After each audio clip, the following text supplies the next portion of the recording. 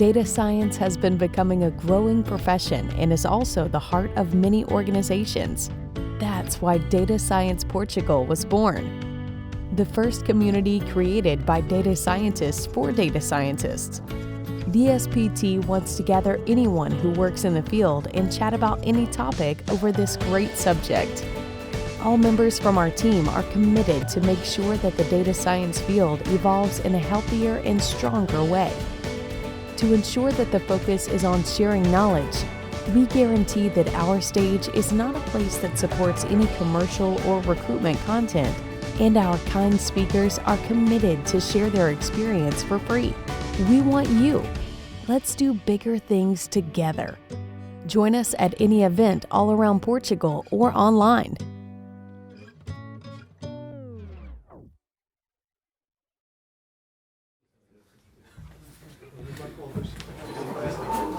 Hi everyone, welcome to our 99th meetup.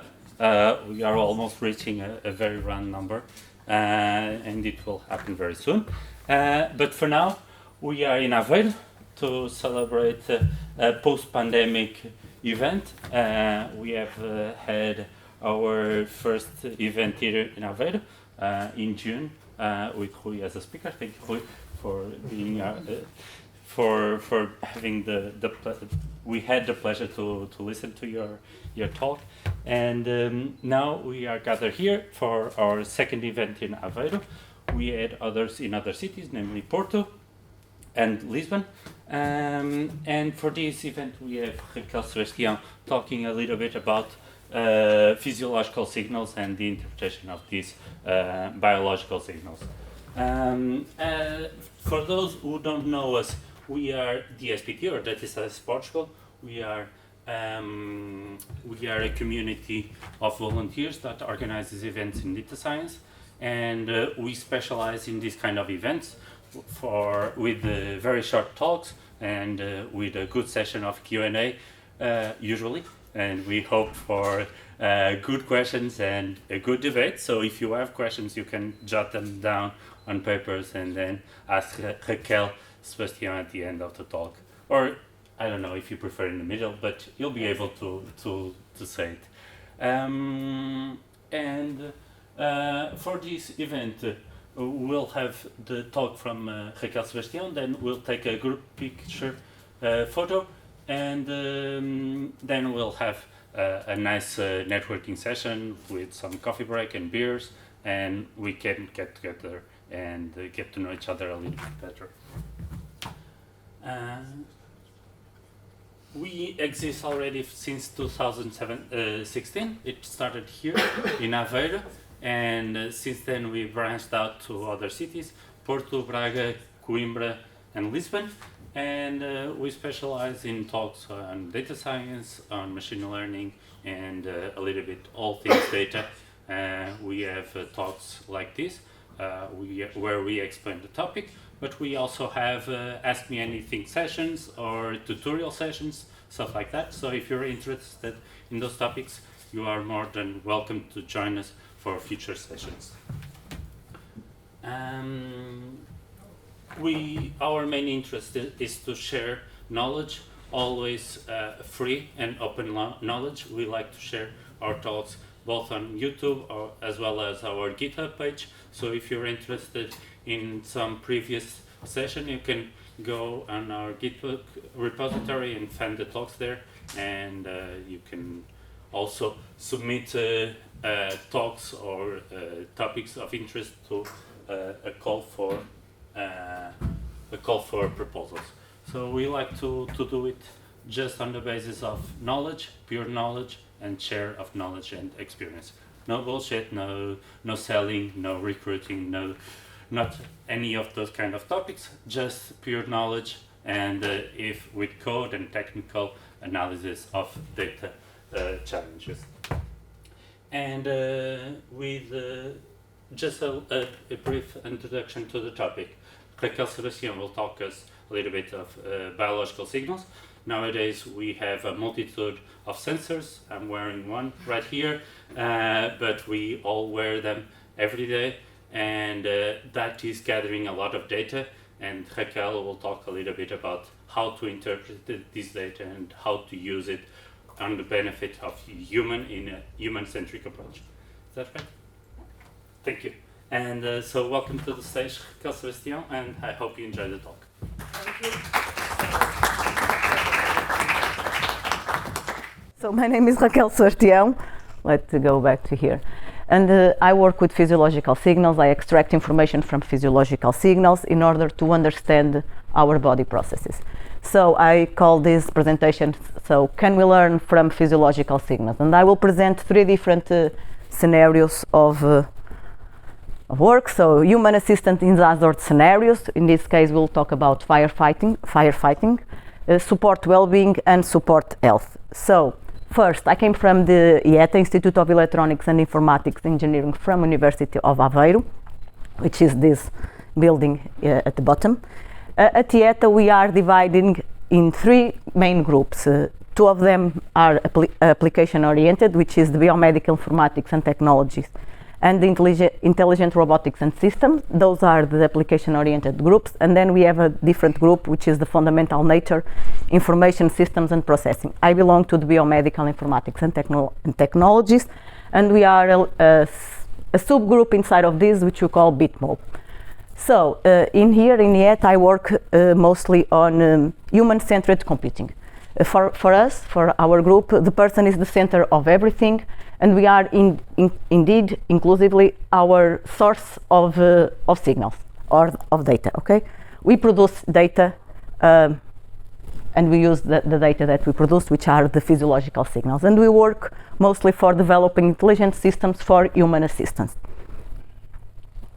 So, what are these things of physiological signals and learning from physiological signals? So first, we have the electrocardiogram, which records the electrical activity of the heart. Okay, so we have here an example, and we have also the cardiac cycle, one cardiac cycle. We also use the electrodermal activity, which is the skin response for saying, and we have when we have a stimulus, we have a latency period, then we have a rise time to get a peak, and then we have a recovery time to get to our baseline. And we also use electromyogram, which is the activity from our muscles. Okay, when we contract and when we extend, we produce some signals, and we also use these signals to process it to collect data. Of course, sometimes we also have contextual information that we also gathered, and that are related with these physiological signals and with the contexts that we are working. And other times we can also get some psychophysiological data, which are correlated with physiological data because we work as a whole. And those are some of the devices that we use to collect data. Those are minimal invasive equipments, especially the wearable bracelet, which is the most minimal invasive. So we explored psychophysiological indicators in order to answer different problems in different contexts. In here we'll see the human assistant in other scenarios, as I said, support well-being and support health. Most of the times we are interested in either detection of critical events or either in prediction of some conditions or events.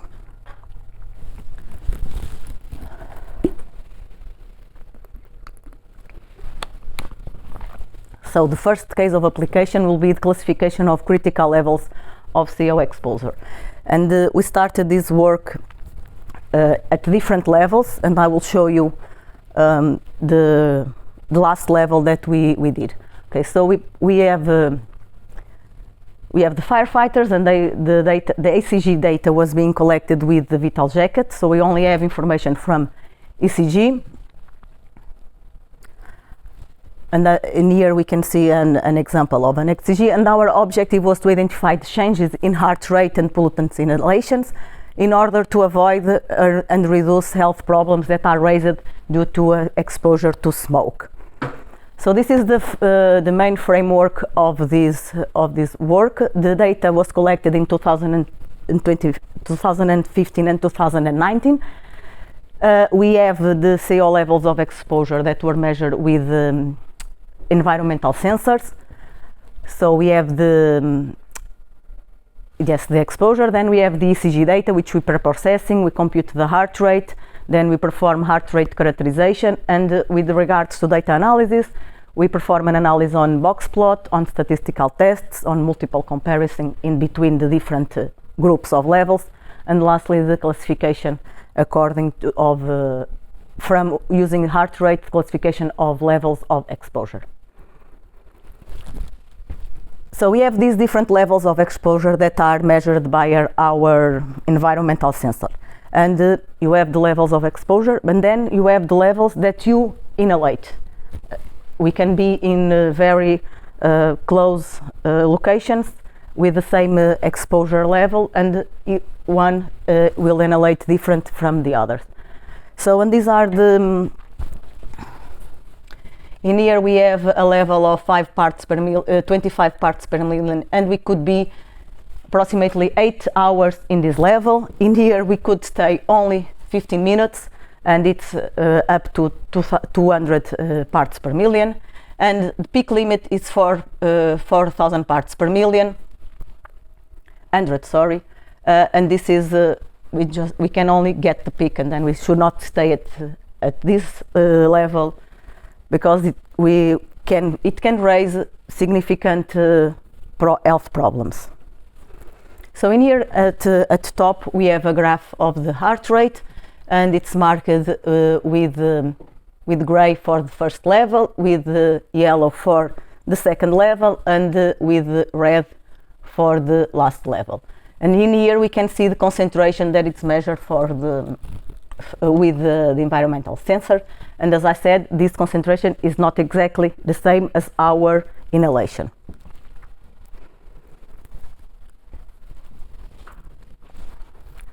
So regarding the classification task, we had this number of samples which correspond to this time, or to these minutes of time in the different levels. We do not have any firefighter in a level higher than 4,000.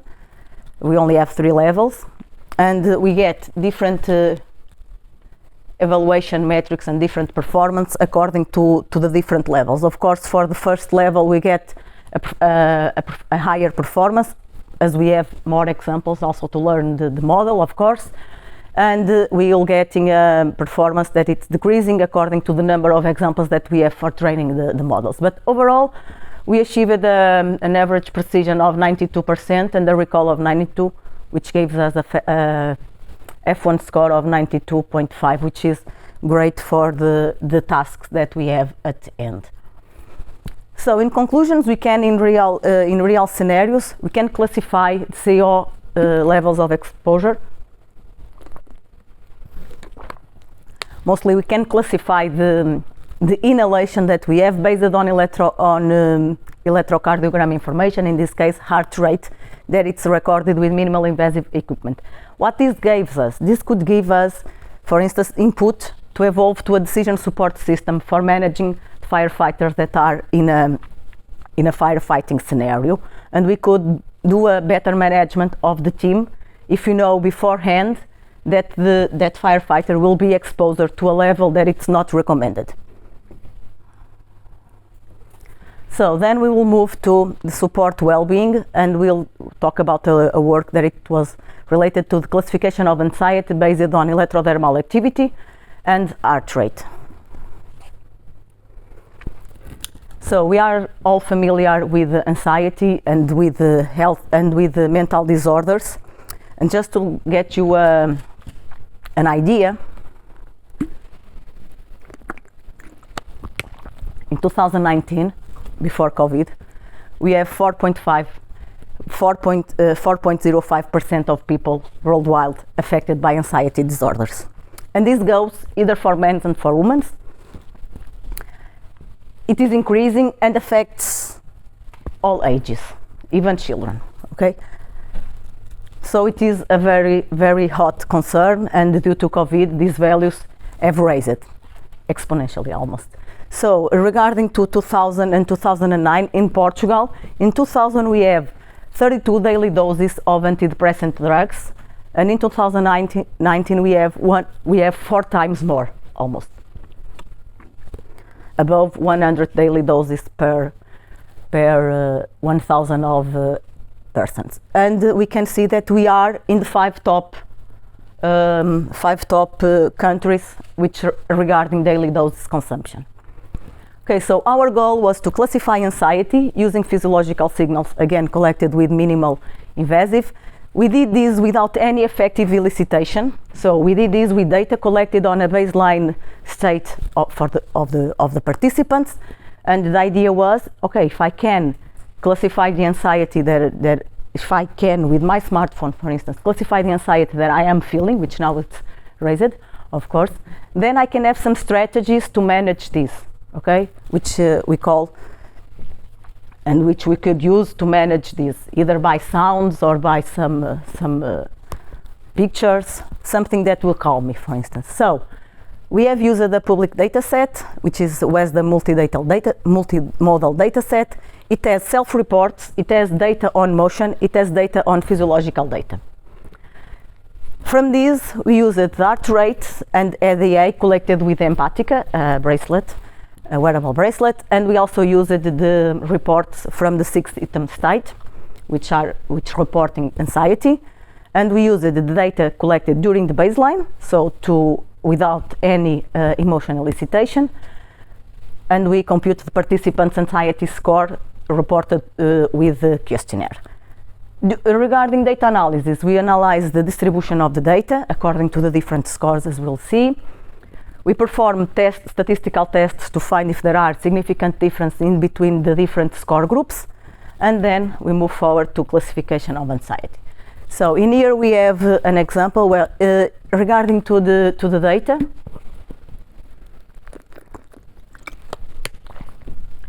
the mean time during the baseline was above 20 minutes of data for all the participants. And in the top figure we have the anxiety score of 10, which is in blue, and anxiety score of 16, which is in red. And in here we can see the electrodermal activity, and we can clearly see that the participant with a greater anxiety score also gives a higher physiological response in which regards the electrodermal activity. With respect to heart rate, we can also see that the participant with the higher anxiety score gets to the top more often than the participant with the anxiety score of 10, which has a more stable response than this participant. So the item goes from with the 6 item state questionnaire. We score anxiety with a minimum of 6 and a maximum of 24, because it has 6 questions, and each question is marked as 1 if not at all, and is marked as 4 if very much so. And in here we can see the distribution of the participants. This data has 15 participants only, okay? And we can see here that we have clearly more participants with anxiety score of 12. Raquel, sorry. Probably I've missed the explanation about what the HR means. Heart rate, sorry. Heart rate. Beats per minute. Sorry. Sometimes it's so obvious for me that, sorry.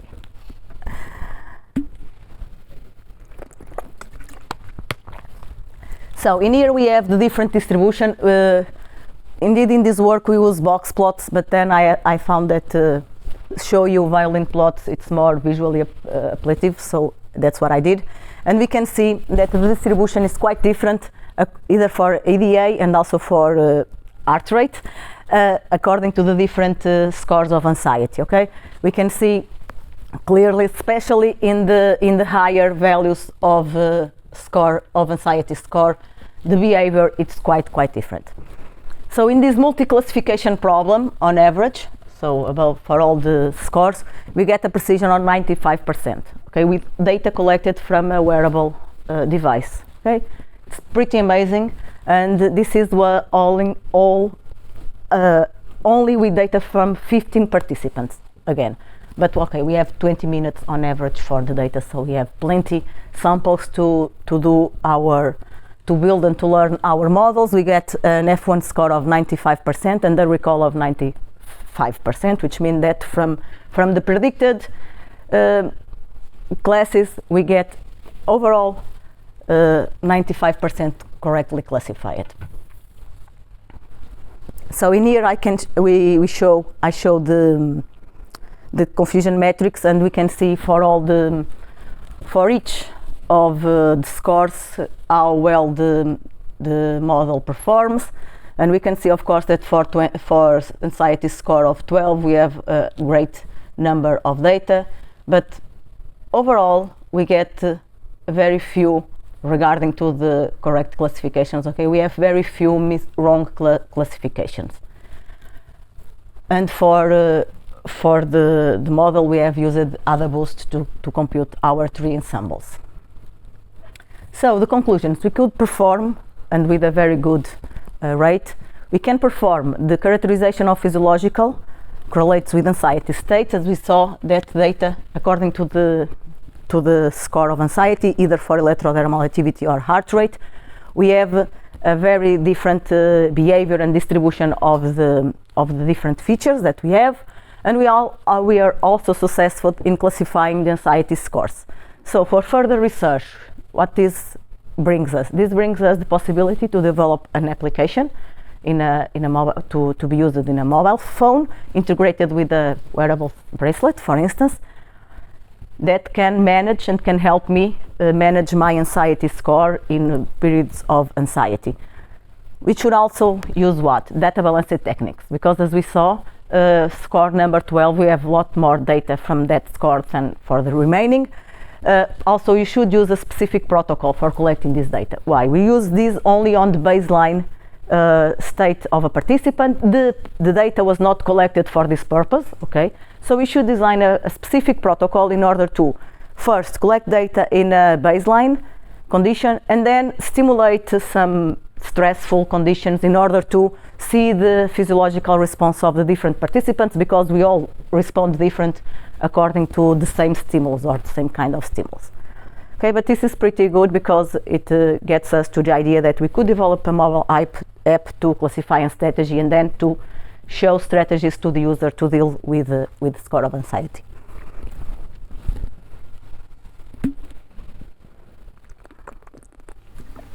Raquel, can I ask a question here? So you are using just one model for all the... In this case, we didn't perform model comparisons. Could also be interesting for future work, especially if you design a specific protocol, because if you design a specific protocol, you will get more data. You could simulate different conditions. You could either induce these different conditions, so you will have more data and you could use that to compare. In this case, I think that we also tried decision trees, but it won't get the same result as a random forest auto performance. I was thinking about to create just a personalized model for each user. Yes, we could also do this because this is globally, and some of the times if you personalize adapt to your own data, you will get other results. This is also a good thing for further work, either in this as in this one in the pain assessment, because we know that globally from other researchers, of course, the performance will be worse. So the last topic, supporting health, and in this we'll see supporting health in the pain assessment. So we have all felt pain in our life, okay? We know what it is, and we also know that we need to manage the pain that we are feeling, especially those who have chronic pain. Those people know that they need to manage the pain that they are feeling. So, and with this in mind, how this is processed nowadays? How do you measure, or how do you tell someone the pain that you are feeling? Okay, I'm feeling pain, but I'm feeling much pain, but how much? Okay, so nowadays, currently the pain is classified with scores, verbal, visual, and 0. For instance, in this example, from 0 to 10, 0 means no pain, and 10 corresponds to the worst pain possible, whatever that is, because my worst pain is different from yours, of course. Or we can also use this emoji for children, for instance. But it is very difficult for us to to classify or to identify our pain with a score. Okay, I can have today. I can be I can, if I'm feeling pain, I could say that I'm feeling a 5 or a 6, and tomorrow in the same conditions I could rate it different according to the condition that in which I am in. So this gives us to an idea that, okay, if we have the physiological responses from our body to different stimulus, and we can also induce pain as a stimulus, can we derive a physiological indicator from these physiological signals, which could be more accurately and less dependent on our perception and on our reports. So that's what we are working on. Okay, we are studying and developing intelligent systems and devices for the human assistance in these two scenarios: clinical scenarios and controlled contexts, in both in pain assessment. And I will show you results from both.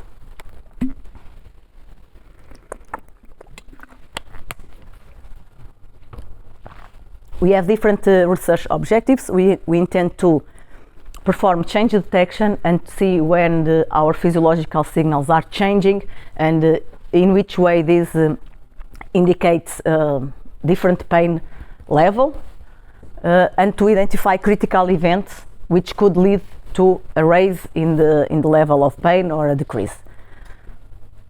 Of course, as previous works, we intend to avoid adverse side effects, because when we are feeling pain, especially in clinical scenarios, okay, because in controlled scenarios we don't do drugs to the participants, okay, but in clinical scenario we collected the data after surgery, and the patients were had drug analgesics to relieve pain, okay, and if you're not measuring or if you not report your pain adequately, then you can go or either with more or less drug than necessary, and this could lead to adverse side effects.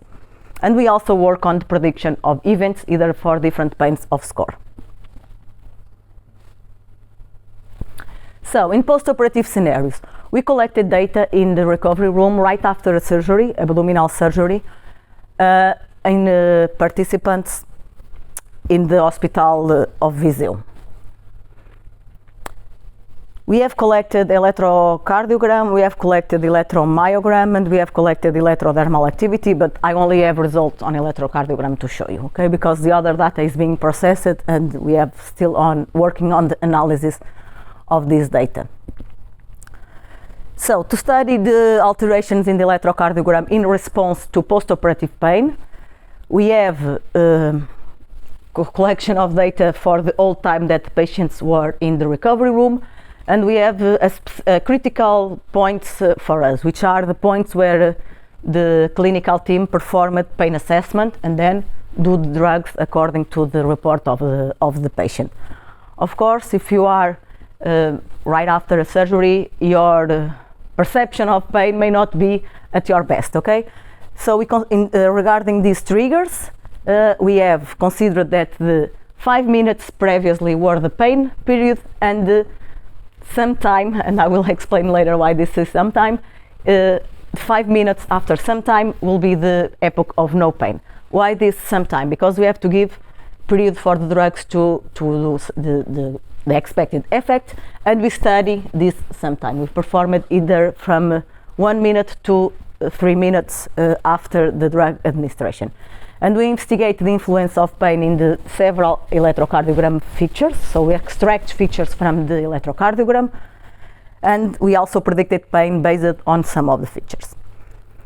So this is the protocol for this pain for this post-operative scenario.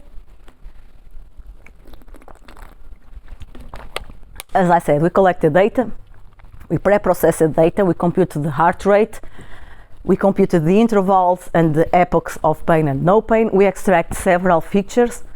We also perform feature selection, and in this case, which is related with pain prediction, then we perform the distribution analysis of the different features, the groups, statistical differences in between the groups of pain and no pain, so a binary classification task, and we move to that classification task to predict the periods of pain or no pain. So in this case, it's only binary classification. Data was collected at first, this only with the electrocardiogram with vital jacket. Nowadays we are collecting with the biosignals, which allow us to collect more signals. And we also have the contextual information regarding the drugs that participant had, age, type of surgery, and so on. So at first we computed 34 ECG features. Some of them are ECG based, others are related with heart rate variability. And related with heart rate variability, we have time domain, what we call time domain features. We have what we call frequency domain features. We have non-linear features, and we also have some complexity features. And those gave us a broad idea of our electric activity of the heart. So after the computation of these features, we have to somehow reduce the participant variability. And to do so, we decided that the last 5 minutes correspond to the state, the current state or the normal state, baseline state of the participant as he is ready to be discharged from the recovery room. And we compute the ratio, we compute also the features in the period of pain and no pain and in the period of the baseline. And then we compute the ratio in between the different epochs of pain and no pain with respect to the baseline of the participants. First, we perform some feature selection because we have a great number of features, okay, and most of the times we get the idea that if we have more information it's better, but sometimes more is less.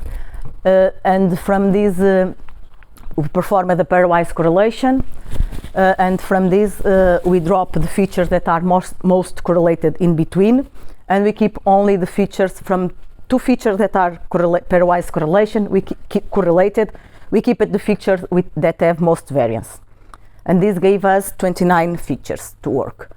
Okay, so from these, 19 features. From these 19 features, we proceed to perform statistical groups on the difference on the two epochs, pain and no pain, and we found out that from these 19, only 6 features were able to characterize and distinguish these different epochs, pain and no pain. And those are two features are SEG based, which are related to the key and T intervals, which are peaks in our cardiac cycle. The other is related with ST interval. We have related to the heart rate variability in time domain, we have only the median NEN, which is the median values in between normal beats.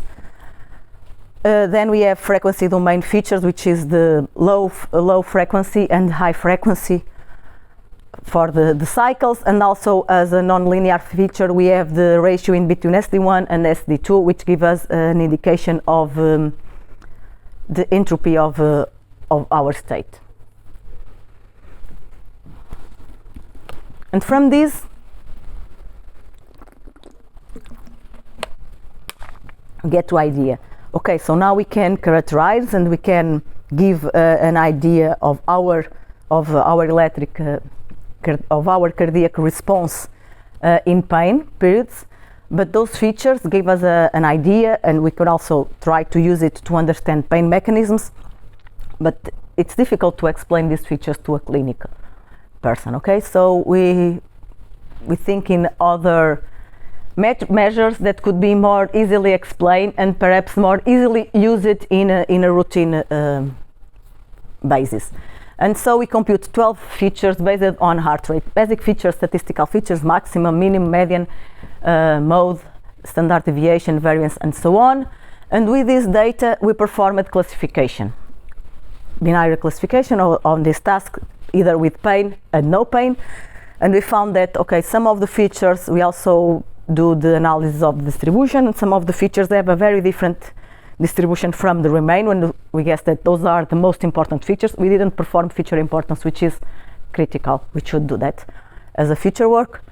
And others have a more or less similar distribution, so as the mean and median, for instance. And we get an F1 score of almost 90%. Okay, this is not great, but it's a good start point from evolving from here, and perhaps and mostly because we have used some basic features or statistic features, and we should, for instance, also try to perform some feature selection in here or some feature transformation in order to extract more information from our data. So we see that ECG data could be used to predict post-operative pain, which will help in pain management, especially because we could have better doses of analgesics delivered to the patients. Okay, for future work, besides the work that I've already talked during this part, pain score prediction. Okay, we only used this data for binary classification, pain or no pain, but we also have data related to the pain that the patients self-reported. So we should evolve to pain score prediction, and also we should use and should try to analyze the data, the multimodal data that we are collecting. But we are in our way to go to a personalized medicine. And also, of course, then we should evolve to personalized, in order to get that personalized medicine, personalized models, of course. So related with the induced scenario, so we have convinced 45 participants to be induced with pain. And how we did that, we have a system of 2 water tanks. One water tank was with water of almost 37 degrees, which were the non-inducing part. The other, the data was on 7 degrees. Okay, so at first we started with a baseline of 5 minutes where the participant was seated in a relaxed position, or more or less. Then the participant immersed their arm, non-dominant hand and forearm in the warm tank for 2 minutes, the first warm tank. And before removing the hand for the cold tank, the participant reported the level of pain, and we also perform blood pressure measurement. Then we have the cold phase, and in this cold phase, the participant were asked to stay at maximum of 2 minutes. Okay, if he could not stand the pain, he could withdraw the hand and forearm, of course. And right before doing that, we assessed the pain. And we also assessed pain when the participant moved again to the warm tank, and the blood pressure measurement. And in the warm tank, the participant was again 2 minutes. And then we also collected a final phase of 5 minutes, which we call to rest, and somehow tries to simulate the baseline. This is for us to intend to see if the participant had already recovered to the baseline. So as you can see, the protocol is somehow symmetric regarding the pain-induced stages. And that was exactly the idea. The first warm tank, so we can ensure that participants start the cold phase almost in a similar level of temperature, and then to recover back to the baseline, and to see if data shows that, if physiological data shows that.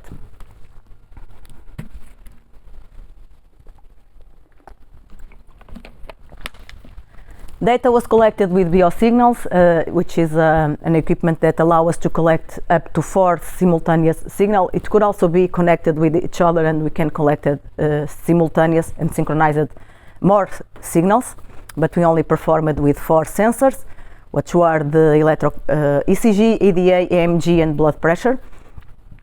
Indeed, we have 2 ECGs, trapezius and triceps, and blood pressure was measured with a cuff. So physiological data, almost the same process, pre-processing, then epochs trigger. We have the different epochs according to the different tanks which we recorded, and also the pain measurements. Then we performed feature extraction, and now we have more signals than in the previous work. Then we perform some feature engineering and some transformation on the features. And then in this case, we only analyze the distribution of the features, analyze according to the different 5 epochs, and we only perform tests to find if the 5 groups have presented significant differences. I show some of the features in here because we have a great number of features, and we can see in these, of course, these are only the distributions of features that show significant difference in between 2 epochs. We are showing only the difference in between baseline and the CPT because it's easier to show, but we perform statistical tests to see the difference from the 5 groups, 5 epochs, okay? And then we also investigate which from the 5 were different for each feature. And here I only show the results for the pain epoch, which is the one that we are most concerned with, and the baseline, which is our normal state. So in here we can see a big picture of the features according to the signal that show the difference in the different epochs. And we can see that regarding baseline and rest, most of the features do not show significant difference, which gives us the idea that the participants, okay, we induced pain, but they recovered. They are okay. They go to the baseline state. Well, less for the EMG on the trapezius, because this show some difference regarding baseline and rest. Okay, so more or less the muscular activity in trapezius did not recover it until the baseline state of the participant. So physiological characterization of pain epochs, it's possible. We show that we can, with 5 epochs, okay, we show that we can have different physiological responses according to each of the epochs, which could help us to understand pain responses in different situations, especially in the pain scenario, in the induced pain scenario. As future work, okay, so learn some models in order to try to predict the pains, but specifically the CPT part, which is the cold part and the one where we are inducing the pain. These are the concerned epoch. And also to study the psychophysiological correlates in pain, because we know that emotion and stress, anxiety performs a great, have a role in our pain perception, but does it also have a role in our physiological response? We are getting to some results that we get different perceptions on different emotional states, because we are analyzing these right now. But physiological response appears to remain the same, okay? So we are in a step further to understand pain mechanisms and especially physiological response in pain scenarios. So, and with this, I conclude this presentation. Thank you for your attention and for having me here, and we could perhaps do some questions and some suggestions for future work, which would be great to get your suggestions in future work.